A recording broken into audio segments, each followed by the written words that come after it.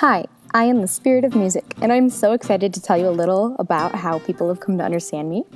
Instead of focusing on ideas of myself that are popular, I want to let you in on my more classical features. Since I'm a commodity which is unseen, untouchable, and unknown until consumers consciously listen in, there is the concern that classical repertoire may be music with nobody to hear it. Music is nothing without its audience, and classical music's audience tends to be selective. A consequence of its stereotype is an exclusive art form. But how can an art form such as classical music be maintained with its shrinking audience? In a world of consumerism, I'm just another popular commodity, and some music more popular than others. I can be notated, known as sheet music, but it's not truly the essence of me as music unless I'm heard by a listener. Speaking of listening, Kapilow wrote about me declaring, "One of the challenges of listening to a piece of music is the fact that music happens in real time. If you were reading a poem or a novel, you can read it whatever speed you like and go back and reread it at your leisure. Similarly, if you were looking at a painting in a museum, you can stop and study it, stepping back or moving closer for as long as you wish. How much time you spend is up to you, but a piece of music has time embedded in it. No matter how attentively or casually you listen in, it takes a fixed number of minutes for a piece of music to play, and the experience moves at a pace determined not by the listener, but by the composer and performer." Before music was a recorded medium, I was exclusively experienced as live performance. To enjoy even a simple piece of music, one would have to go hear somebody play it, or make the music themselves. With recording technology, I am more tangible and accessible than ever before. Music exists for the listener on CD and the internet with mediums like Spotify, YouTube, and Pandora. Music is also readily available to musicians in sheet music form, thanks to music publishing companies, bootleg scores, ISMLP, and create your own finale software. Pop, as in popular since the late 1950s, has had the particular connotation as music of the non-classical type. Conversely, the Oxford Dictionary of Music, a book filled with facts about me, gave one definition of classical music as a generic term meaning the opposite of music that is light or popular. How basic. This asserts in generic terms I'm either classical or popular. That is an understatement to say. This is an incredible oversimplification of the vastly nuanced art form I am. I'm not trying to be prideful. I'm just being honest. I am constantly evolving. Pop music as of 2017 is no longer characterized by the doo-wop or the disco, though the Oxford Dictionary of Music would say they qualify. Today's consumers of popular music distinguish progressive stages and genres starting after the 1950s. To an educated music consumer, this trend is problematic. It is inappropriate to lump all music before the 1950s into one genre, ergo classical. Despite what people say, classical music, within and outside its most widely understood definition, is not outdated milk past its use-by date, but it holds a complicated depth of information, multifaceted in its relevance even today, even if others don't see it that way. The term classical music is a quagmire. Even the definition can vary greatly based on one's understanding of musicology or ignorance of it. As I said earlier, classical music can have a very broad meaning, a generic term for any music that isn't popular right now.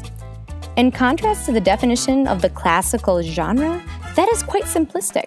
Oxford Dictionary of Music states that classical music genre is that which was composed and characterized within the post-Baroque and pre-Romantic period between 1750 and 1830.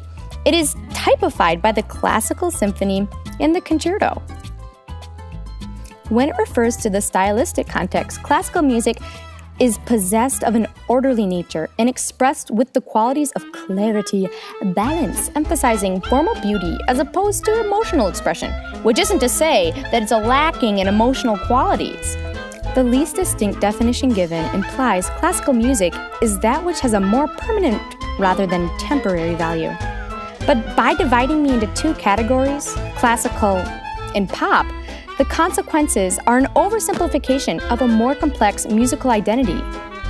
Who am I to discourage listeners to get to know me better?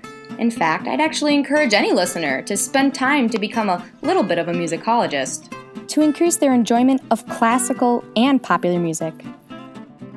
Elaborating on the definition of the classical genre would begin with music composed at the aforesaid time and style. Furthermore, artists who compose music in the classical genre include Wolfgang Amadeus Mozart and Muzio Clementi. Another way the term classical is used is in describing a piece as a classic. a piece so popular or iconic that it will remain distinct in itself. What a Wonderful World is performed by Louis Armstrong, or Single Ladies performed by Beyoncé are both considered classics, deemed equally timeless despite their different genres and period. When classical music is defined as simply not popular music, it becomes an umbrella term for the legion of different types of music. When used this way, it essentially covers all the music that makes me up, from ancient and medieval music to music composed today, which doesn't qualify as pop in this instance. At this time, I'm speaking strictly in terms of my Western origin. The term classical music is helpful for summarizing the time before my popular era, but seems superficial, summing up my many periods of music that deserve more precise treatment. In Western music, I have traveled through a progression of self-contained stages, an evolutionary process. This progression has led to my popular side that is so well known today. These styles all belong to me, though some separated by vast periods of time. Each and every one share commonality. Kapilow puts it well: what composers want from listeners isn't after-the-fact rational understanding, but the capacity to follow, grasp, and be moved by a piece of music as it is happening. End quote. Music is intended by the composer to be made coherent to an audience who's actively engaged with what they have produced in the act of listening. This is a universal trope of all types of artistry, regardless of time. Even as availability to recorded music is a new development in the grand scheme, music, old or new, Western or otherwise, still functions within the same capacity: to be heard. If one is not able to hear and comprehend a piece of music, it does not function within its intended purpose. I am a form of art that is intended to be comprehended, a communicative art, whether classical or pop. Most listeners struggle in understanding the message or plot of a piece of classical music derives from the basic misunderstanding of what listening to a piece of music requires of the listener. Kapilow knows exactly what this means. Each moment of a Beethoven symphony or a Haydn string quartet ultimately makes sense only as part of a larger developing story. But the plot twists, red herrings, and surprise outcomes the notes contain can only unfold if listeners are hearing, understanding each moment not in isolation but as part of the whole. End quote. Consequently, music is often heard as a succession of isolated out-of-context moments, but without reference to what comes before and after, an experience somewhat like watching each minute of a movie without reference to the rest of the film. End second quote. This is important because it indicates to engage with the music in context requires one to engage critically with it, playing the art of the musicologist to some degree. I am ready to enter people's lives. The only thing keeping people from getting to know me better is self-imposed glass ceilings. Classical music may possess an element of familiarity, not necessarily because it is something that has been heard many times by a listener, but because it shares elements from traditional forms or folk music. This familiarity in unfamiliar music supports the idea that music is a communicative form, particularly indicating a listener's ability to be communicated to in more traditional forms. James Parakilas argues, if classical music, early music, and new music all entail different ways of thinking about performance, they also entail different ways of listening. End quote. Parakilas and Kapilow both indicate that it is important how one listens to music. Parakilas explains how listening is the difference between the intake of these styles of music. He says the prestige of new music lies in its message being to some extent new. It speaks to our time. That message cannot be conveyed if the music is totally unrecognizable. End quote. Therefore, there must always be accessible reference points for the listeners, at least as far as Western music goes, new or old. Parakilas expresses that the allure of new music is in its identity grounded in the present, a reflection of one's reality in the modern day. Parakilas builds on this idea, stating that which makes the music of today understandable and relatable are traits that are firmly established and understood within tradition. I think his statement is true. It is reflective of what creates success in music and in fresh developments of all art. While the appeal of familiarity certainly applies to society's ultra-modern tendencies, it is just as applicable on the level of an individual. An analogy that reflects this well in the context of an individual may go something like this. First off, imagine that classical music, or any type of music, is hot sauce. When a person who finds mild salsa to be quite spicy tries an incredibly hot pepper, maybe a ghost pepper, they are overwhelmed, maybe turning red, spitting it out, eyes streaming. Someone who has a food culture with a higher standard of spice may have a higher standard of tolerance for the pepper. It is possible they would even enjoy something that spicy. But going back to the first person, the more the first person ate manageably spicy food, the more they found themselves able to tolerate it and even enjoy it over an extended period of exposure. Now, it's true that some people are predisposed to being better able to handle spiciness, but there is still some level of building a familiarity or tolerance to it This gradual introduction to the foreign element is highly transferable to music. Thanks to the easy availability of music through modern technology, one can browse through great seas of musical options to find a piece that suits their palate. This widening of appreciation to classical music is more than just a dream. According to Michael Sahl, in Japan, Western classical music came into a tremendous vogue that is still in force. Something similar is happening in America with a segment of society not previously part of the committed classical group, and it is changing the perception of music and will eventually affect the course of musical culture in an unexpected way. We are witnessing the mulching or composting of classical music and its reintegration into a musical life as a kind of musical health food project." End quote. It is clear that Sahl is asserting a true rebirth of the public image of that which isn't pop. It's so exciting for me. The future of classical music may be quite bright. I believe that classical music will creep its way back into common appreciation. Sahl seems to agree with me. He elaborates, classical music links appear everywhere in film and TV scores, in commercials, in rock, especially heavy metal rock, where the romantic rhetoric enters, from the horror film on Broadway and in everybody's orchestrations, end quote. What Sahl means when he says classical music is a reference to music composed not only before the pop era, but of non-pop music composed through to today. Indeed, the orchestral scores composed for Star Wars are classical music. Not all, but many film scores are written in a classical style. William O. Beeman reinforces the communicative value of music and marries the use of score to further communicate their intention to the audience. He says, "The music dimension of film is one of the principal semiotic levels on which the filmmaker communicates with his audience." End quote.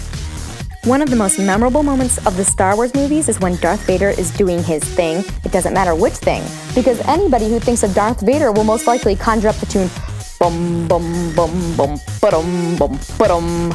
This is a theme, a consecutive pattern of notes that play an important role in the construction of a composition, also known as the subject. This pattern becomes the primary sonic image, that melody you hold in your mind when you think of a piece of music. A theme can be built upon, expanded, or made more elaborate. A theme song like Darth Vader's possesses a clear theme, one that appears throughout the plot, indicating a character's entrance or a significant moment in the plot. This idea of tracing themes, the details in the musical plot, is one of the keys to enjoying long pieces of classical music. Though most pop isn't 45 minutes long, they also possess themes. It's that part of the song you are unable to get out of your head. Modern music wouldn't have happened without classical music, and has made all that classical music is possible. And it isn't dead yet. But Robert Morris is quite correct in saying, "The recent trends that affect the entire corpus of Western classical music are obvious to anyone who cares about it. Recordings don't sell, orchestras are folding, grants have dried up, textbooks are dumbed down, among other systems of bad times." End quote. But we do have reason to believe that it is not an irreversible epidemic plaguing classical music. Classical music is a style that has been hugely dominant. Thus far, my classical focus has been on Western classical music. That from Europe, Eurasia, and North America. Today, Western classical music possesses a global presence, listened to and created all over the world. On the other side of the globe, there's a very different story occurring, an example of a culture embracing their musical ancestry. South Indians' classical music identifies music that is demanding, rigorous, connected with their religious and secular traditions, and publicly presented to an audience in a concert setting, says Robert Morris in his article. A large difference between Western and Southern Indian classical music is continuity, in the sense that they have less clearly defined historical periods, like the Romantic and Baroque. It is truly a stark difference to a musical scholar who's studying it. Morris goes on to elaborate, telling something so exciting and unique. He says, "The musical season is one of the major events in Chennai's round of holidays and festivals. The many local civic, commercial, and cultural organizations as well as individuals contribute time and resources to the event.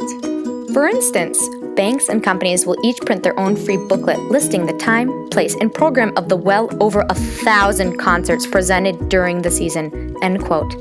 This event is overwhelming in content, the audience still too large to be held within the performance spaces. The performers vary in level and skill and background, performing back-to-back, separated only by 30 seconds, using 2 stages to facilitate the switches. These performances are without breaks, intermissions, or programs. It is entirely acceptable to inquire another audience member on what piece is being played, in what raja and tala, and who composed it. Classical music is alive in those who listen to it, ears open to hear that which is being communicated to them. Classical music in all definitions is worth the time in the minds of the modern audience. Its value is found not only in its shaping of popular music, but in its validity as a form of communication in music. Thanks so much for watching my Draw My Life. I hope that what I've told you allows you to better enjoy the music that enters your ears. Haha, I mean life.